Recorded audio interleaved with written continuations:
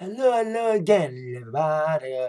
Zack Attack is here, my WWE Raw review for tonight, 420. Yes, Monday, 420, 2015. Of course, the final Raw before Extreme Rules taking place tonight from Albany, New York. For this being the go-home show before Extreme Rules, it was an okay little Raw tonight. Main event was decent.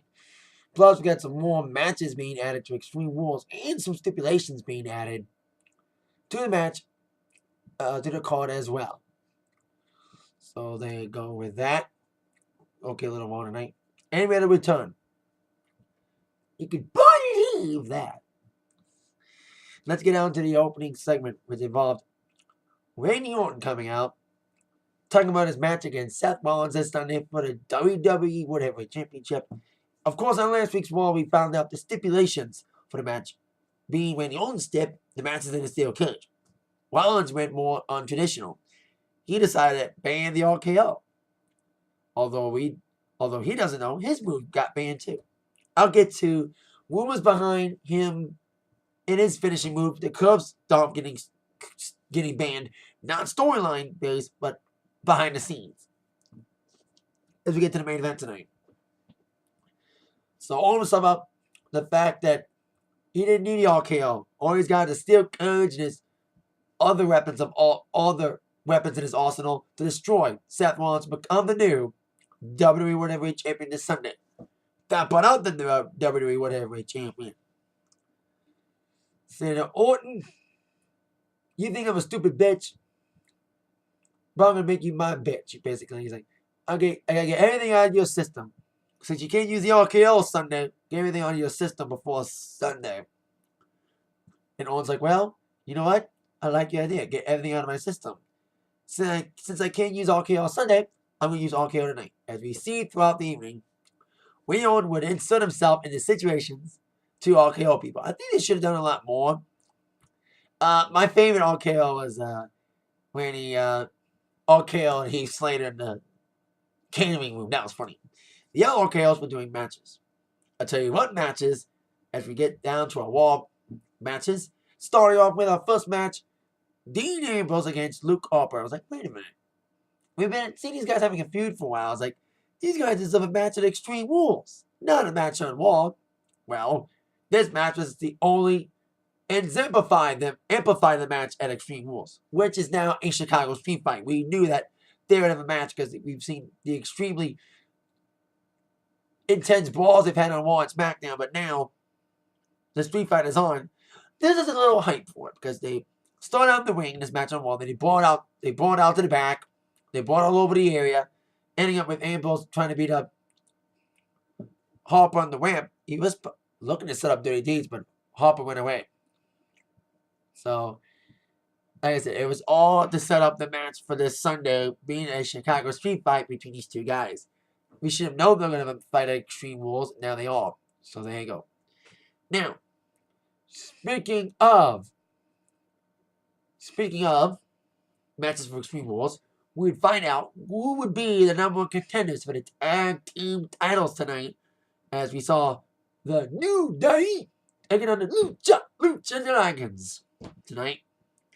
Now, as we all know, New Day has been getting booed out the ass, and I think they should turn here. I've been saying that for weeks. What are they gonna do? Not the way I would like them to. Like a nation domination, they're still keeping their happiness, but they're like, if the fans don't want us, if the fans don't appreciate us, we're still going to do it anyway. So they came out trying to beat up on Sikoa and Kalisto. Some people saying Kalisto is not as good as Rey Mysterio. No one's going to be as good as Rey Mysterio. But Kalisto is at least, he's up there. And he's a great Hispanic superhero. I've been saying that ever since Lucha Dragons made the debut a few weeks ago. Decent little match between both these great teams. Well, one great team with Lucha Dragons. I've been saying about Lucha Dragons, they deserve a tag team title shot. And I thought this would be the opportunity for them to get it. But as these two teams were brawling all over the ring and Kalisto was looking good, decent little matchup. Both teams ended up being on the outside. Both Lucha Dragons doing flying moves from off the top rope on everybody on the floor. And as everyone was laying on the floor, Lucha Dragons were trying to get back in the ring. But Xavier Woods had a sneaky little plan to exemplify exemplify the heel turn of the New Day. He hooks and claws legs in between the ring apron, enabling him to get back in the ring. And Big E got back in the ring, so New Day got the win by countout, and they become the #1 contenders for the tag team titles this Sunday. For the second week in a row, the person I thought would get #1 contendership for a title did not get it. Naomi should have got the Divas title shot, which she may end up getting after all, which I'll explain in a second. And the Lucha Dragons didn't get the title shot I thought they were going to get. But here's the pros. One, it exemplifies New Day's heel turn, with the fact they won by cheating. With a little ingenuity and playing dirty with Xavier Woods getting involved and enabling one of the Lucha Dragons to not able to get in the ring for the count-out victory. So that was ingenuity. At least got some more heel heat on New Day. Also, I think the best thing to do is not rush Lucha Dragons. They've been in the company for about 3 weeks. The main roster, and they will be tag team champions. I think they will. But in my mind, they'll get a shot, like I said. But I still think they should take on Tyson Kidd and Cesaro at one point for the titles, because these two teams will do a good match. That's the con. New Day won't have a good of a match as Xavier's not bad, and so is Biggie and Kofi, but I think Lucha Dragons would have put on a more entertaining fight against the tag team champions instead of New Day. And the biggest pro about Lucha Dragons losing is for the second pay-per-view in a row, the tag team title match is the pre-show.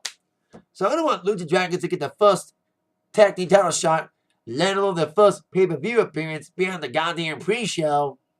So I am kind of glad Lucha Dragons didn't win. Is it amplified New Day's heat? They didn't want to watch Lucha Dragons, because if they watched Lucha Dragons to get a title shot after only 3 weeks, I don't want them to get the same reaction that Roman Reigns got after being rushed to the title picture too soon. That's right. They didn't want to watch the Lucha Dragons in the title picture too soon. I don't want them to get a negative reaction after the reaction they've been getting. Like tonight, the crowd was doing that. So, and the other pro is I don't want Lucha Dragons' first pay-per-view match being on the pre-show. So it's pre-pros about the New Day winning, if there are any pros at all. But I still think Lucha Dragons will still get the titles at one point and get a shot at them. Now on to our next matchup. We have Axelmania, because it's Axel, taking on Fandango. Of course, last week he dumped Rosa Mendez, who I think may be involved with Adam Rose now. I'm trying to remember the Exotic Express after getting dumped by the Cub as his gimmick.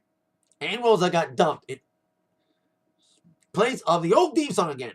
I said it when Fandango changed his gimmick and changed his theme. I was like, he got what got him over, his theme song. He finally embraced the fact that people love this theme song. Again, he realized it.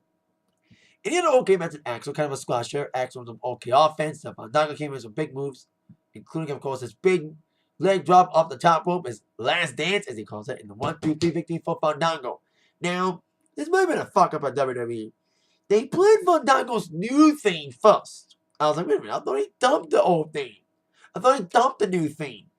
But then they realized what the fuck they did and put back on the old theme. So I think it was a fuck up at WWE's sound people. They played the Flamingo Fandango theme, and they played the old one again after Fandango won. So there you go. On to the next scenario. Triple H made, of course, an announcement. Tough Enough's back. It's kind of weird. Got all these NXT people coming in, and now you're going to bring in more people by bringing back Tough Enough. We still don't know who's hosting, but it'll be brought back on June 23rd. That's the day which will air on the USA Network. And, of course, the application process is going on right now. People can post their videos online. A lot of people came from Tough Enough. The only two guys from Tough Enough that are still around, they aired clips of them being Tough Enough. Eventually in the night, Ryback. Not a lot of people know that Ryback was on Tough Enough. A lot of people knew that Miz was in Tough Enough. So, I think that's common knowledge about Miz being in Tough Enough. But Ryback, not a lot of people know about it. I was watching on SmackDown, so I was like, wow, Ryback wasn't Tough Enough. Interesting. And he had hair. Anyway, you got the Tough Enough thing on the way. Here comes Kane. Now, of course, we should have known that the tension between Kane and Rollins would be handled tonight by Triple H. Kane came out saying that he has resigned as director of operations. He wants to be the demon again. And he hates Seth Rollins. We've seen that tension within the last couple of weeks. And Triple H tried to be the peacekeeper as Rollins came out and tried to beat the crap out of Kane. But then Triple H added a little bit more stipulation to the match between Rollins and Orton. Kane is the keeper of the gate. Apparently, Kane's still in the... Like, he shake Rollins' hand. But is he out of the director of operations? He might be. And that's what they're headed towards, in my opinion. Kane's got to leave as director of operations. I think he gave them notice. His notice is 2 weeks' notice. We'll see how that goes. It's going to happen. Kane's going to turn eventually. And I bet you that turn will probably happen at Extreme Rules. Especially, like I said, he's the keeper of the gate. It's kind of weird that the Steel Kane's message to enable people from not getting involved and people may get involved because Kane's the keeper of the gate. So it's interesting to have that step added as well. Now on to our next scenario. Nikki Bella's sister, Brie Bella, took on Naomi, the woman who I thought should have been the number one contender for the Divas Championship. She may end up being the number one contender after all because Paige, who was scheduled to fight Brie Bella at Extreme Rules after she eliminated Naomi when they were the final two in the Battle Royal last week, she's out of the picture because she's making a movie. So they took her out storyline-wise by getting attacked by Naomi. And I do like Naomi's attitude now. So I said about what we viewed last week, that Naomi being a heel is a good thing. Because she wasn't going to take it. She wasn't going to be the good girl who's going to wait for her time. She wasn't going to wait around. She ain't going to wait for things to happen. She's going to make things happen. She's been waiting for an opportunity because she beat Brie Bella. She thought automatically it meant getting a title shot automatically. But she saw the girls getting opportunities getting passed over. I knew they were going with it. I knew where they were going with Naomi's heel turn. She was going to say, I'm tired of waiting. I'm going to take responsibility for myself. I'm not going to wait for things to happen and make them happen. And the match against Brie was a decent little matchup. The crowd was the first half of the crowd was dead for the first half of the match. But as the match got progressively better as the match went on, it was still a decent matchup. Like the beginning was kind of rough, but once they got going, it was a good little match. Giving Divas time to wrestle again. Give Divas a chance, Dean. Now, I've always thought Naomi should have had a title shot in the beginning. I thought she was being pushed for a title shot last year until she got injured in a match and her momentum went down. So I think now she's regaining momentum. With the Women View and a 1-2-3 victory for Naomi, playing the heel, I think the Bells are turning babyface. And it could lead up to Naomi replacing Paige in the title match this Sunday at Extreme Rules. Now, the match has been taken off the lineup right now, but they could end up replacing that match, like I said, with Naomi taking Paige's spot against Brie for the title this Sunday.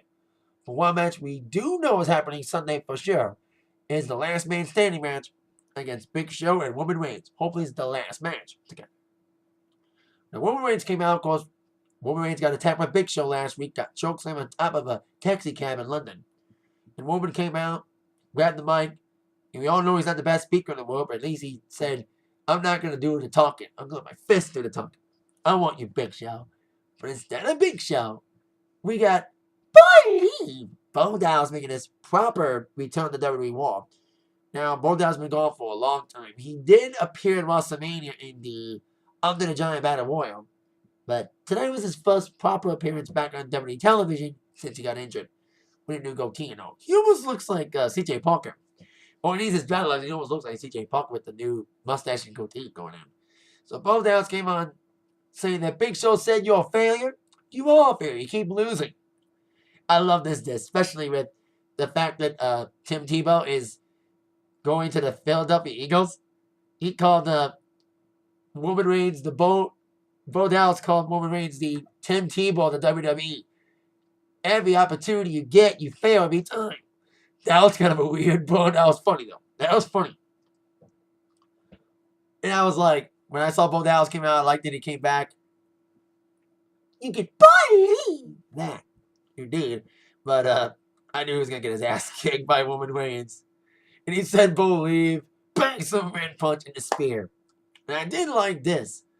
I've always said that Roman Reigns is, I think everybody agrees with me on this one. That Roman Reigns is not the best speaker in the world.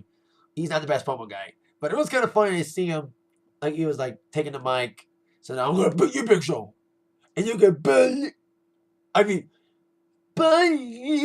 that. I did like the fact he was trying to be more friendlier with a high pitched voice like that, do the believe impersonation. That was kind of funny though. At least he tried to do something different than just I'm just an angry guy. He needs some more pitch to his voice. He needs more variations of his voice. Like I said, he's not the best promo guy, but at least he tried on the boy impersonation. Hope he does more of that comedic style. Kind of like The Rock, but maybe not as funny as The Rock, but still. Hey, it's his cousin. He saw what happened to Rock when he got booed. He embraced it. Now on to our next matchup. Sheamus against Zack Ryder. I think it should have been Adam Wells getting squashed to Sheamus, but I've always been saying for the last couple months about Sheamus returning as a heel. And this proved why Sheamus is a good heel. He kicked the hell out of Zack Ryder off the bat. It could have been over just like that. But Sheamus just grabbed the mic. He's like, I'm not going to give you a 5-second match, fella. I'm going to beat you up some more. And he just destroyed Zack Ryder by talking on the microphone. That was funny. And this is why Sheamus is a good heel. Yes, make fun of his new look, with the braided chin straps and the mohawk, But this is what they need, a good heel. Too bad they're kind of wasting it and putting him in a fucking Kiss Me Off match and Extreme Rules on Sunday against Dolph Ziggler. Who came out? The match was still on, though. Like, Sheamus didn't pin Zack Ryder. They just beat each other outside the ring. Apparently, the match was still going on. The referee was still letting the match go. This is why Sheamus toying with Zack Ryder. He did white noise. He was going to set up another brogue kick. And that's when Dolph Ziggler came out. Delivered a zigzag, causing a DQ. And Sheamus won by DQ. It was kind of weird to have the match still continue, but still. Setting up the match, it should have been a better stipulation than Kiss Me Off. Going TV 14 on us all of a sudden. But it's comedic. That's the thing. These two guys should be in like a better match than a Kiss Me Off match because it'd be comedic and it doesn't need to be comedic. It needs to be serious because it's Dolph Ziggler being up against the bully. He's facing up against the bully. It'd be weird to see the bully kiss Dolph Ziggler's ass. It's Kiss My Ass match, basically WWE TVPG style. So there you go. Now on to the king of TVPG. Super Cena, John Cena. Of course, John Cena set to face off against Rusev in a Russian chain match. Now I thought they were going to have a last man standing match, which is the stipulation for Big Show and Woman's match. That should be the stipulation for Cena and Rusev, last man standing. I thought that was going to be that, but it's a Russian chain match. It's like a strap match. But instead of being chained together by a strap, you're chained to a Russian chain. You have to drag your opponent to each turnbuckle. All four corners, you have to drag them to touch each four corners of the turnbuckles and get the win that way. It seems like I'm ready to face up against Rusev Sunday, but tonight I'm once again issuing my open challenge. And it goes up to by Kane. Interesting after the whole Kane Triple H thing. Kane still came out in his corporate pants. But it was not as good as the last open challenges because it wasn't like against Cody Rhodes or Dean Ambrose. But still was an okay open challenge match from Cena and Kane. Kane still proved he still can wrestle the best of his ability. Let's say this. Kane's better than Big Show. Kane's got better mobility than Big Show. I'm sorry. Kane may not be as good as he used to be, but at least he's better than Big Show now. Big Show then was awesome. Big Show now sucks. Kane then was awesome. Kane now, I think they should give Kane a better push. Like, Kane may be facing towards retirement soon. Same with Big Show. But I think Kane should at least have one more good one in him. Maybe not for a title, but at least one more good little push. And this could be it, breaking off on the Authority. So then we would have, Kane beating the crap out of Cena. And then Cena getting the FU and the 1-2-3 victory for Cena. And I thought Rusev was going to come out and beat him up after the match. But he beat him up backstage. Hooking up the accolade with the chain attached to John Cena's face. That shot was just priceless of Cena, of the chain being strapped to his face. Like, Cena, I'm John Cena, this Rusev, like the shot. I know the chain's not big, but, like you press John Cena, it was like a funny shot. So there you go. I forgot to mention about the All Chaos, I think. I talked about radio and All KO people. I think, I forgot to mention this, after the New Day match, everyone in New Day besides Big E got all KO'd. He all KO'd Kofi. He all KO'd Xavier. I told you he all KO'd Heath Slater. And I think he would get involved in other matches too.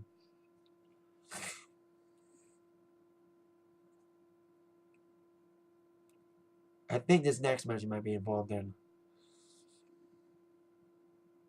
Which was, I think it was, if I am correct, the next match after the match between Cena and Kane was, I think, Miz and Mizdow. Was our next match for the Miz brand. The Miz brand was on the line in this matchup between these two. And I think we all knew that Miz was going to win the match. Because I think Damien Mizdow needs to not just drop the Miz from his name, but also drop the Miz feud and go on to bigger and better things without being associated with Miz. He broke up from the Miz. I hope that he benefits from this. It was a decent little match. It was like the woman match because both guys have beaten each other the last couple weeks. So it makes sense for this.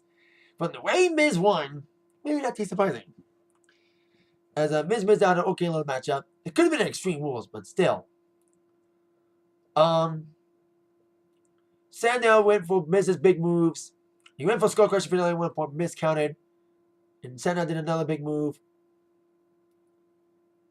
And as these two were going back and forth, Sandow was being set up by Miz for the Skull Crusher finale.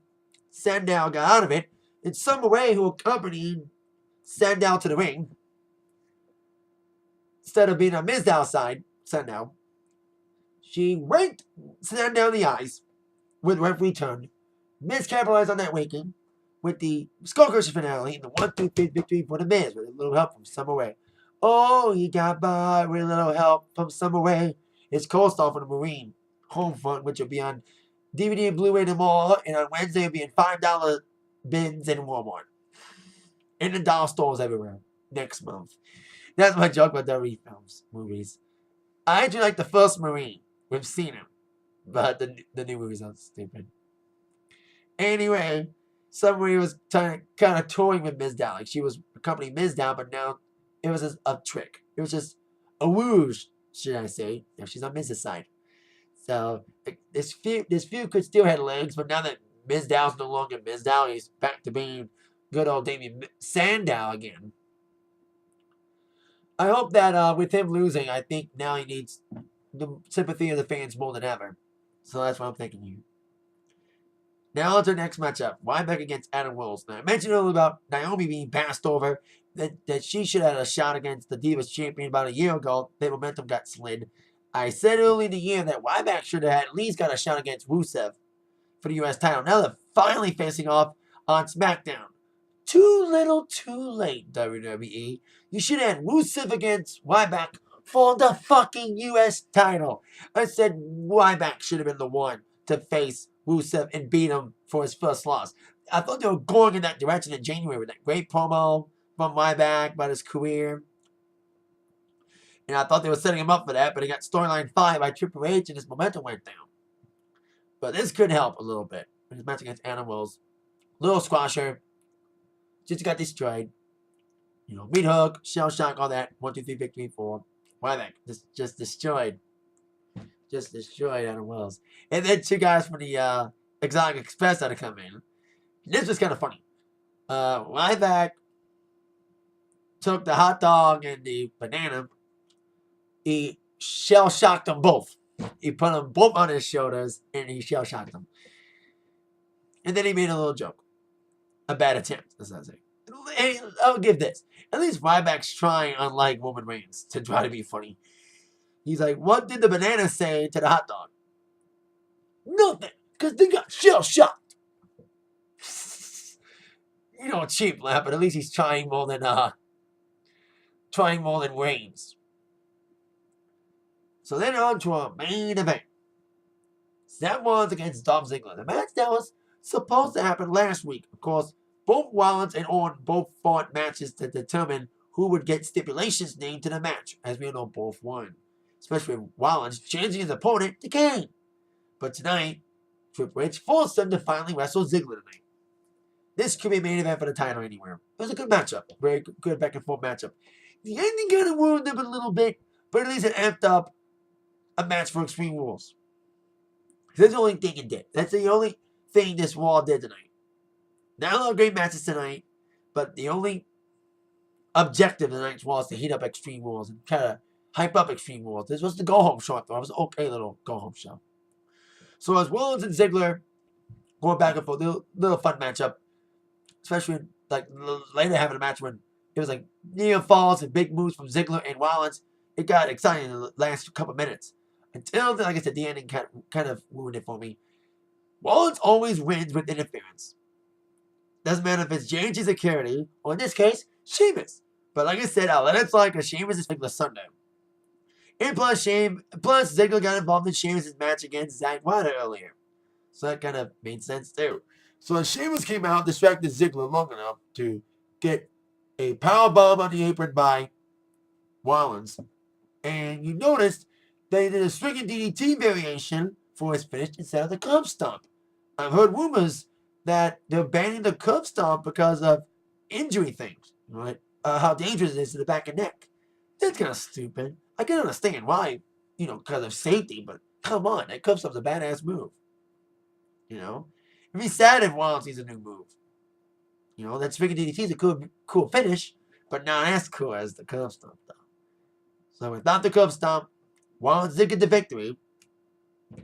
It was talking about destroying Orton, and here comes Triple H.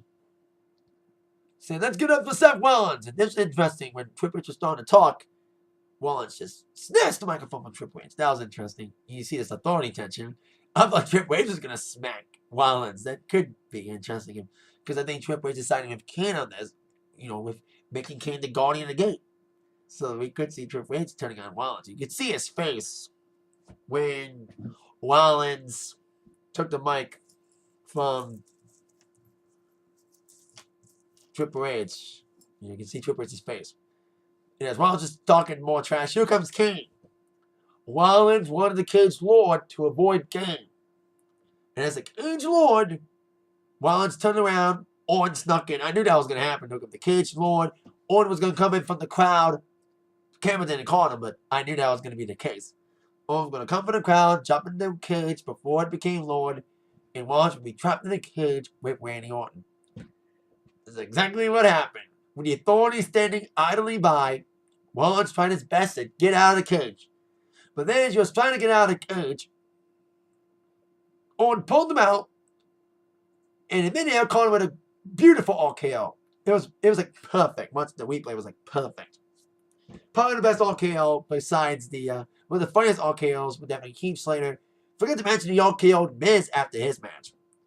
And I love Miz's face. If you could catch Miz's face after Randy RKO'd him, Miz was like, it was the funniest face when he got RKO'd. It was like the funniest face.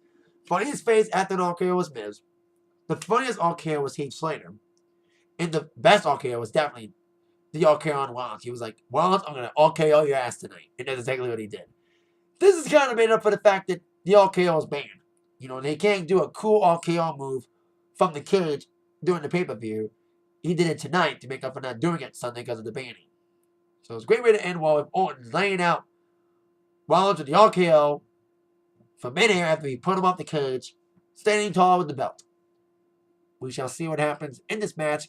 With Kane being the Guardian, I think there still would be involvement, especially with Kane being the Guardian. So that's the main event for the Extreme Rules pay-per-view. Orton and Rollins for the WWE Championship, whatever championship. Cena Rusev, Wilson Shane match. Pre-show match is Owen Kidd against New Day for the tag titles. As of right now, D-Bry is set to defend against Bad News Barrett. A lot of rumors about his health right now. I heard he was taken off the European tour because of precautionary. I heard he suffered a concussion, but WWE saying it's not true. We shall see if he does end up appearing in Extreme Rules or not.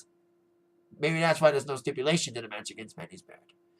We got Woman Reigns and Big Show, Last Man Standing, Sheamus and Dolph Ziggler, Kiss Me Off match, and a Chicago Street Fight, Harper and Ambrose. That should be one of the best matches of the night.